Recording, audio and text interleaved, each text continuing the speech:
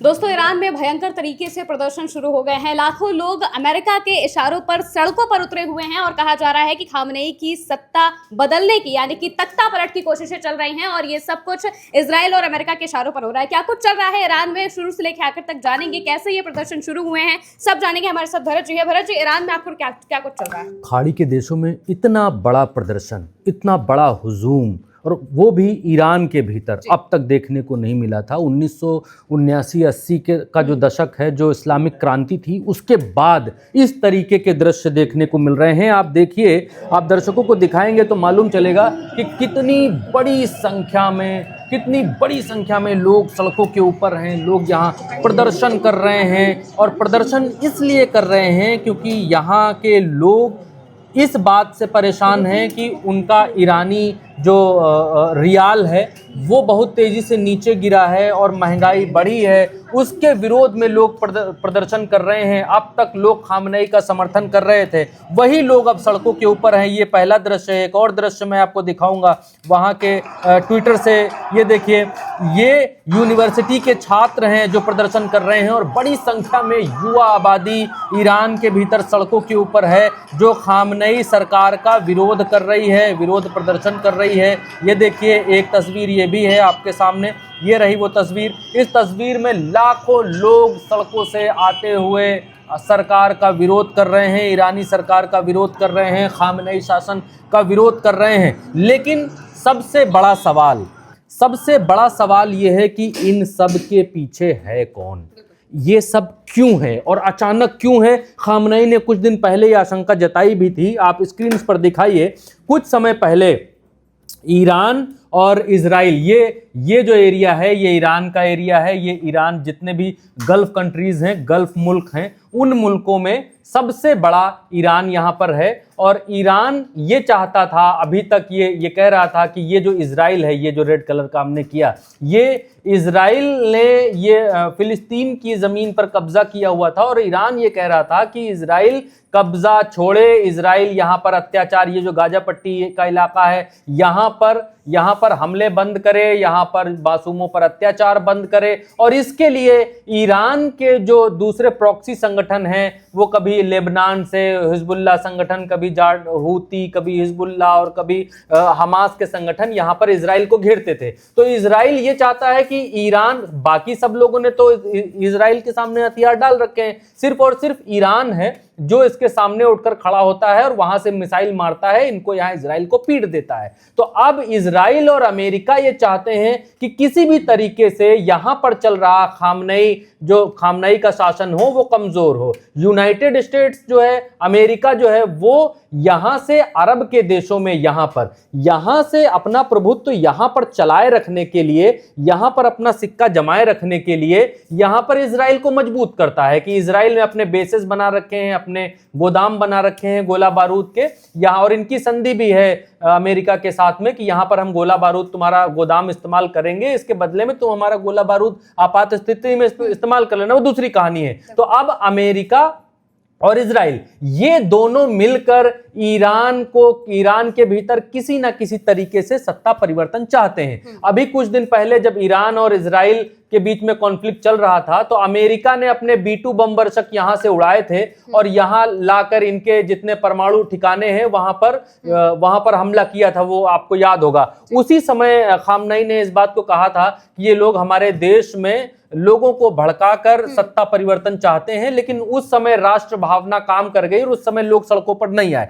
लेकिन अब फाइनली लोग सड़कों पर हैं, लोग सत्ता परिवर्तन के लिए सड़कों पर आ रहे हैं और इन सबको जो बल है वो मिल रहा है अमेरिका से। अमेरिका से कैसे? क्योंकि अमेरिका में, मैं पूरी कहानी आपको बताऊंगा। सबसे पहले आइए इधर दिखाइए, इधर दिखाएंगे तो और आपको मालूम चलेगा कि लोग जो सड़कों पर हैं वो इसलिए सड़कों पर हैं कि एक अमेरिकी डॉलर जो है वो 42,125 ईरानी रियाल के बराबर हो चुका है आज की तारीख में जब हम आपसे बात कर रहे हैं। तो लोगों का गुस्सा इसलिए है कि ये इतना ज्यादा, आइए दिखाते रहिए। लोगों का गुस्सा इसलिए है कि यहाँ पर ईरानी मुद्रा की ऐसी हालत क्यों हुई, क्यों ईरानी मुद्रा इतना ज्यादा नीचे गिर गई, क्यों महंगाई बढ़ गई? क्योंकि जो चीज एक ईरानी व्यक्ति 242 रुपए में खरीद रहा है। आप देखिए 42,125 रुपए में खरीद रहा है, 42,125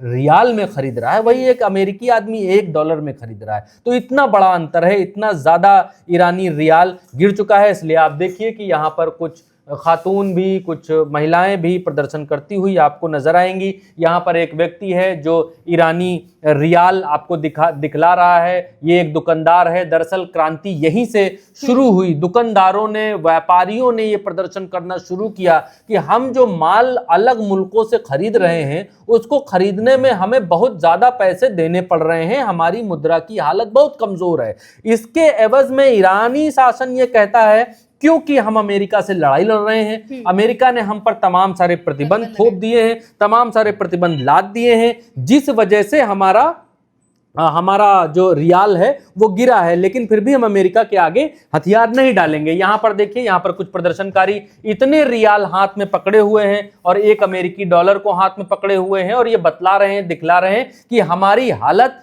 क्या हो गई है, हमारी आज की तारीख में क्या हालत है ईरान के भीतर, और यही सब प्रदर्शन हो रहा है। अब इस चार्ट को देखकर आपको ये चीज समझ में आएगी कि असल में मसला क्या है।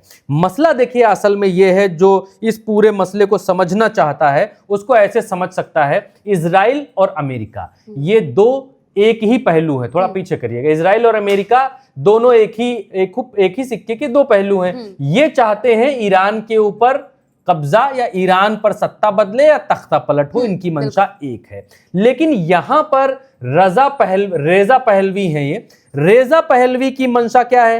रेजा पहलवी वो हैं जिनके पिता को 1979 के तख्ता पलट में खामनेई ने इनके पिता का तख्ता रेजा पहलवी का किया था, तख्ता पलट किया था, और फिर रेजा पहलवी और पूरे परिवार के साथ इनको निष्कासित कर दिया गया था ईरान से। अब रेजा पहलवी रह रहे हैं अमेरिका के भीतर। ये अमेरिका में शरण लिए हुए हैं। अमेरिका और इजराइल दोनों ईरान में तख्ता पलट चाहते हैं। रेजा पहलवी के लोग ईरान में पहले से मौजूद हैं, उनके समर्थक उस जमाने से आज भी हैं, क्योंकि आप कितनी भी आइडियोलॉजी खत्म कर लीजिए, तख्ता परिवर्तन कर लीजिए, तख्ता पलट कर लीजिए, आप सारे लोगों का माइंडसेट नहीं, सारे लोग आपका समर्थन करें ऐसा नहीं। तो खामनेई का जो विरोध कर रहे हैं लोग, वो इसलिए कर रहे हैं क्योंकि महंगाई बढ़ी, क्योंकि डॉलर इनके रियाल का दाम कम हुआ, आर्थिक स्थिति बहुत कमजोर है, बहुत खराब है, इसलिए लोग सड़कों पर हैं। अब लोगों के गुस्से को हवा देने का काम अमेरिका और इजराइल कर रहा है, और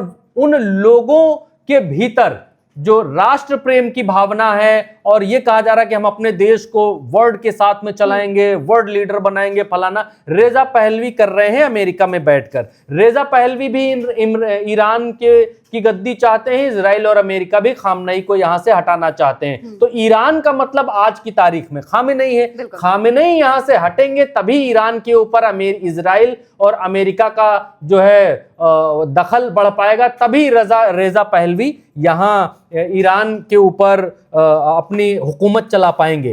तो मसला यह है कि अब इन लोगों के ऊपर अब डोनाल्ड ट्रंप यहां पर क्या कहते हैं उससे और साबित हो जाएगा कि मसला क्या है। ये अंग्रेजी में जो लिखा हुआ है इसका तर्जुमा मैं आपको बता देता हूं। ट्रंप ने जो ट्वीट किया है उसमें लिखा है कि अगर ईरान शांतिपूर्ण प्रदर्शनकारियों पर गोली चलाता है और उन्हें बेरहमी से मारता है, जो कि उनकी आदत है, तो अमेरिका उनको यानी प्रदर्शनकारियों को बचाने के लिए आएगा। ये इसका हिंदी तर्जुमा है। ट्रंप यहां पर कह रहे हैं कि अगर ईरान सरकार ने किसी भी प्रदर्शन का, अब तक 35 लोगों की मौत हो चुकी है, और किसी भी प्रदर्शनकारी को अगर यहां पर क्षति पहुंचाई गई, मारा गया, तो फिर अमेरिका बीच में कूद जाएगा और युद्ध जैसी स्थिति बन जाएगी। क्योंकि अभी कुछ दिन पहले एक राष्ट्रपति को अमेरिका ने पकड़ा है, तो अमेरिका के हौसले बुलंदियों पर है कि हमने वेनेजुएला के राष्ट्रपति को पकड़ लिया है, गिरफ्तार कर लिया है। अब हम ईरान के भीतर, क्योंकि ईरान में अभी अमेरिका ने कुछ दिन पहले स्ट्राइक की थी, क्योंकि घर का भेदी लंका ढाए, ये जो कहावत है। तो ईरान के लोग अमेरिका के साथ नहीं थे या इजराइल के साथ नहीं थे, तो ये लोग ईरान का बाल बांका नहीं कर पाए, बल्कि उल्टा ईरान ने अमेरिका और इजराइल दोनों को दोनों को नाको चने चबवाए। वो अलग बात है कि इनके परमाणु ठिकाने ध्वस्त हुए जब अमेरिका पूरी शक्ति के साथ ही B-2 दुनिया के सबसे शक्तिशाली बम वर्षक विमानों के साथ आ गया, तब तो बात ही अलग हो गई। लेकिन अब डोनाल्ड ट्रंप खुले तौर पर ये कह रहे हैं कि हम प्रदर्शनकारियों के साथ हैं, उनके साथ हैं, उनके अधिकारों के साथ हैं। अगर आपने गोली चलाई, लोगों के ऊपर कुछ किया, तो हम सीधा इंटरफेयर करेंगे। और क्योंकि अमेरिका की आदत रही है कि अमेरिका जिन जिन राष्ट्रों से अमेरिका की नहीं बनती है, वहाँ इनके मानवाधिकार संगठन, फलाना संगठन सब एक्टिव हो जाते हैं और बताते हैं कि यहाँ पर कत्लेआम हुआ, यहाँ पर मानवता का फलाना हुआ, ढमकाना हुआ, और फिर वहाँ के राष्ट्रपति या प्रधानमंत्री को उठाकर सूली पर चढ़ाने और गिरफ्तार करने, प्रतिबंध लगाने, ये इनका पुराना इतिहास अमेरिका का रहा है। तो डोनाल्ड ट्रंप ये धमकी दे रहे हैं कि अगर वहाँ किसी प्रदर्शनकारी की मौत हुई या उनके ऊपर बल प्रयोग किया गया तो हम उतर जाएंगे सीधे। अब मसला ये है, ये रेजा पहलवी हैं आपके सामने। जिन रेजा पहलवी की हम जिक्र कर रहे थे, बात कर रहे थे, उनका चित्र ये रहा आपके सामने। ये रेजा पहलवी हैं, ये अमेरिका में रहते हैं, इनको ईरान से निष्कासित किया जा चुका है। इनके पूर्वज ईरान के ऊपर 1981 के आसपास हुकूमत करते थे। इनके पूर्वजों को खामनेई ने इसी तरीके के लोगों के प्रदर्शन से और तख्ता पलट इनका किया था। अब जो रेजा पहलवी हैं, वो इनके जो पिता का नाम था वो शाह मोहम्मद रजा था, शाह मोहम्मद रजा पहलवी। तो इनके पिता का तख्ता पलट किया था खामनेई ने। तो अब ये यहाँ पर ये कह रहे हैं कि मेरे ईरान में हो रहे विरोध प्रदर्शनों में, इनका कहने का मतलब ये है पूरा ओवरऑल विरोध प्रदर्शनों में, मेरे ईरान में हो रहे विरोध प्रदर्शनों में इनका कहने की एक संदेश देना चाहते हैं। वो मैं आपको बताता हूं कौन सा वाला है, एक सेकंड में आपके। ये कह रहे हैं कि ईरान में जो विरोध प्रदर्शन हो रहे हैं, देशवासियों द्वारा मुझे अपेक्षित भूमिका एवं एक स्वतंत्र ईरान का दुनिया के लिए क्या महत्व होगा, इस बारे में वॉल स्ट्रीट जर्नल से मैंने बात की है। वो वाला ट्वीट मैं निकाल कर आपको बताता हूँ। ये रहा वॉल स्ट्रीट जर्नल वाला, ये ट्वीट रहा इनका। इन्होंने एक इंटरव्यू दिया है रेजा पहलवी ने वॉल स्ट्रीट जर्नल को, और ये यहाँ पर लिखते हैं, यहाँ इस जगह, इसका हिंदी तर्जुमा मैं बता रहा हूँ आपको। वो ये है कि मैंने ईरान में हो रहे विरोध प्रदर्शनों मेरे देशवासियों द्वारा मुझसे अपेक्षित भूमिका और एक स्वतंत्र ईरानी का दुनिया के लिए क्या महत्व होगा, इस बारे में वॉल स्ट्रीट जर्नल से बात की। @WFJ जो लिखा हुआ है, मैंने इस परिवर्तन का नेतृत्व करने का जिम्मा उठाया है। ये आत्मनिर्णय स्वतंत्रता और अपने देश के पुनर्निर्माण के बारे में है। यहाँ पर ये कहते हुए नजर आ रहे हैं, ये क्लियर कर रहे हैं कि इन प्रदर्शनों के पीछे और इन प्रदर्शनों को हमारा पूरा सपोर्ट है। अब ये यहाँ पर कह रहे हैं, अपने देशवासियों को संबोधित कर रहे हैं, लगातार ये वहां से ट्वीट कर रहे हैं और लोगों को ये बतलाने की कोशिश कर रहे हैं कि विद्रोह कीजिए, विरोध कीजिए, खामनेई के खिलाफ उठकर खड़े हो जाइए, सत्ता को उखाड़कर फेंक दीजिए, हम सब आपके साथ हैं। अमेरिका भी ये बात कह रहा है, इजराइल भी ये बात कह रहा है। तो इसका हिंदी तर्जुमा मैं आपको बता देता हूं, नीचे इन्होंने ईरानी में यहां से लिख कर दिया है। वो ये कह रहे हैं मालिक शाही के प्रिय देशवासियों, मालिक शाही के बहादुर और नेक लोगों पर गोलाबारी, शहर के युवाओं की हत्या और उसके बाद शासन के भाड़े के सैनिकों द्वारा इलम अस्पताल पर किया गया कायरतापूर्ण हमला एक स्पष्ट अपराध है, जो कि 2022 के खूनी शुक्रवार को जाहेदान के लोगों के नरसंहार की याद दिलाता है। निहत्थे युवाओं की हत्या करने और चिकित्सा केंद्रों पर छापे मारने वाले शासन की कोई वैधता नहीं है और वो अपने अंत के करीब है। मालिक शाही और इलम के पीड़ित और देशभक्त लोगों से मैं अपने सुख और एकजुटता में आपके साथ खड़ा हूं। आपको विश्वास दिलाता हूं कि खामनेई और इस्लामी गणराज्य के भ्रष्ट हत्यारे सरगना इस अपराध की कीमत चुकाएंगे। यहाँ पर खामनेई को सीधा संदेश देते हुए यहाँ पर नजर आ रहे हैं। यहाँ के जो होने वाले रजा पहलवी, होने वाले अगले शासक रजा पहलवी आपके सामने चित्र में ये रहे। तो ये लोगों को कह रहे हैं कि डरने की जरूरत नहीं है और अब बदल दो और बदल के रख देंगे। कुल मिलाकर कहने का मतलब ये है रजा पहलवी का। अब इन सब लोगों का जो विरोध है वो ईरान के द्वारा किया गया है। ईरान ने जो है खुले तौर पर यहाँ के उनका ट्वीट में निकालता हूँ। ये जो है, ये जो आप ट्वीट देख रहे हैं, डोनाल्ड ट्रंप के ट्वीट को इन्होंने आगे कोट करते हुए सीधे डायरेक्ट लिखा है। नेशनल सिक्योरिटी काउंसिल के सेक्रेटरी हैं अली लारिंजानी। अली लारिंजानी हैं। और ये क्या लिखते हैं, इनके ट्वीट का हिंदी तर्जुमा मैं आपको बतलाता हूं। इनके ट्वीट का जो हिंदी तर्जुमा है वो ये है कि इजरायली अधिकारियों और डोनाल्ड ट्रंप के बयानों से पर्दे के पीछे क्या चल रहा था वो अब साफ हो गया है। अभी तक ईरानियों को ये लग रहा था, या ईरानी शासन को ये लग रहा था कि लोग परेशान हैं, महंगाई, भ्रष्टाचार, फलाना ढिमकाना से, भ्रष्टाचार तो नहीं, महंगाई से परेशान हैं लोग। और एक चीज और है, क्योंकि ईरान में, मैं इनके ट्वीट का मतलब बताऊंगा, लेकिन उससे पहले एक चीज और बताऊं, क्योंकि ईरान में लोग, क्योंकि मैंने जितना रिसर्च किया है और देखा है, ईरान में लोग रूढ़िवादिता से भी परेशान हो गए हैं। क्योंकि ईरान में क्या कपड़े पहने जाएंगे, कैसे रहा जाएगा, क्या किया जाएगा, कितना तन ढकना है, क्या करना है, वो मॉरल पुलिसिंग जो है वो बहुत कड़ी है। और एक तरीके से इसको कह सकते हैं कि कट्टरता, कड़ी कट्टरता जगह लेती जा रही है। और क्योंकि आज की तारीख में दुनिया कनेक्टेड है, वर्ल्ड कनेक्टेड है, आप कितना भी इंटरनेट बंद रखें, कुछ भी करें, लेकिन वर्ल्ड कनेक्टेड है, तो लोगों तक चीज़ें पहुंचती हैं। तो लोग थोड़ा लिबरल होना चाहते हैं, थोड़ी आज़ादी चाहते हैं। जो धार्मिक आज़ादी ला दी गई है उस आज़ादी से थोड़ी मुक्ति चाहते हैं। तो लोग सड़कों पर हैं, प्रदर्शन कर रहे हैं, महंगाई के खिलाफ तो कर ही रहे हैं, ये प्रदर्शन भी उसमें शामिल है। और इसमें ज़्यादातर जो प्रदर्शन की शुरुआत हुई, दुकानदारों ने पहले प्रदर्शन किया, और फिर इस प्रदर्शन में जो कूदे वो थे यूनिवर्सिटीज के छात्र।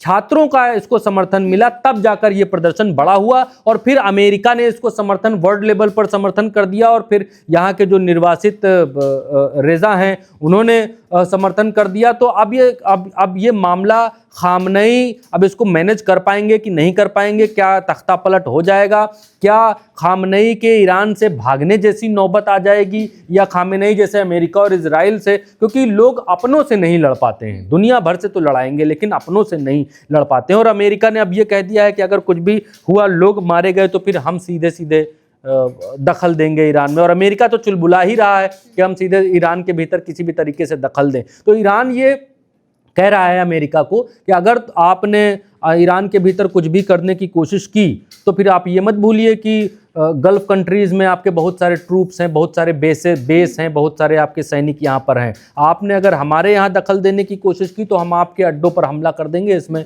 कोई दो राय नहीं है। तो अब मसला ये है कि क्या सरकार की तरफ से जवाब दिया गया, वो यहाँ आपको देखना चाहिए। उसका मैं हिंदी तर्जुमा करके बताता हूँ, जिसको मैंने अभी रोक दिया था।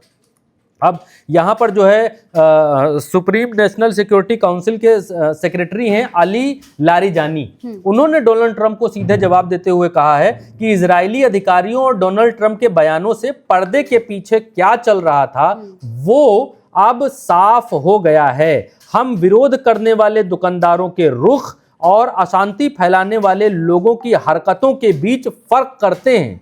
ट्रंप को यह पता होना चाहिए कि इस आंतरिक मामले में अमेरिका का दखल पूरे इलाके को अस्थिर कर देगा और इससे अमेरिका के हितों को नुकसान होगा। ट्रंप को अपने सैनिकों की सुरक्षा का ध्यान रखना चाहिए। ये लास्ट पैरा में यहां पर ये बतलाते हुए और एक हिसाब से खुली धमकी देते हुए दिखाई दे रहे हैं कि अगर आपने यहां अपनी नाक घुसेड़ी तो फिर आप भी इसका खामियाजा उठाने के लिए तैयार रहिए। अब एक चीज और मैं आपको बताता हूं, अनुज जरा नक्शे पर आना। मैं यहाँ पर एक चीज़ और आपको बताना चाहता हूँ, इससे और दर्शकों को थोड़ी क्लियरिटी मिलेगी।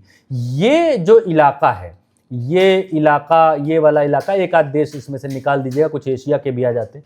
ये जो इलाका है, इस इलाके में ज़्यादातर मोटा मोटा ये इलाका कहलाता है आपका खाड़ी का जो इलाका है, खाड़ी के देश हैं जो लाल करते चले जा रहे हैं, ये हाँ मिडिल ईस्ट, ये आपका बहरीन, कुवैत, कतर, इमरान, ये जो इलाके हैं, यमन, सूडान, इजिप्ट, लीबिया, ये जो इलाके हैं, ये इलाके मिडिल ईस्ट के इलाके कहलाते हैं। और इन इलाकों में, इस इलाके में अमेरिका चाहता है कि हम यहाँ पर काबिज हों, जबकि अमेरिका बहुत दूर है यहाँ से। अमेरिका इधर है, अगर दुनिया गोल भी कर दी जाए तो फिर भी अमेरिका इधर निकल करके आएगा इस तरफ, अगर इसको ऐसे गोले में देखेंगे गोल गोल तो भी। तो अमेरिका यहाँ से बहुत दूर है। अमेरिका चाहता है दुनिया का दादा बनना। तो दुनिया का दादा तो तभी पॉसिबल है कि जब आप क्योंकि इस इलाके में वो अपनी दादागिरी चलाता है, ग्रीनलैंड, फिनलैंड, कनाडा, फनाडा, यहाँ पर एक्सिको, मैक्सिको, यहीं पर लोगों को जो है डराता धमकाता रहता है अमेरिका, इन्हीं इलाकों में, और लोगों को टैरिफ खेलता रहता है। लेकिन यहाँ पर अभी इस इलाके में अमेरिका का वो प्रभुत्व दिखाई नहीं देता है। इस इलाके में अपना प्रभुत्व दिखलाने के लिए अमेरिका ने क्या किया है, अमेरिका ने इन इलाकों में प्रभुत्व स्थापित करने के लिए इजराइल को अपने कब्जे में ले रखा है, अपना दोस्त पार्टनर बना रखा है और यहाँ पर जहाज आता है, उतारता है और यहीं से इसको शक्ति देता है। और यहाँ से अब इस इलाके में, खैर वो अलग कहानी हो गई, सबसे बड़ा दुश्मन ये है ईरान।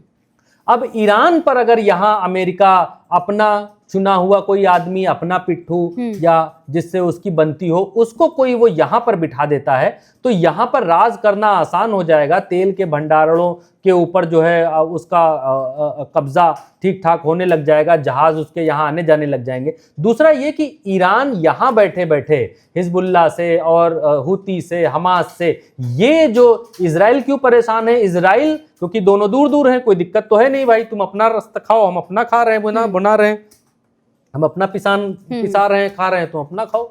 तो ये परेशान इसलिए है क्योंकि ईरान के जो ये प्रॉक्सी संगठन है वो इस जगह से, ये जो लाल सागर है, ये जो सागर है, ये क्या बोलते हैं इस लाल सागर को, यहाँ पर जो जहाज इनके जाते हैं तेल लेके, बाकी चीज सामान लेके, क्योंकि इधर ही से जाने का रास्ता है, इस तरफ से, इस इलाके से। होर्मुज स्ट्रेट, हाँ होर्मुज स्ट्रेट जो भी इसको कहते हैं, नहीं होर्मुज स्ट्रेट वो नहीं, होर्मुज स्ट्रेट ये है, ये जो है इसको होर्मुज स्ट्रेट कहते हैं, ये नहीं है।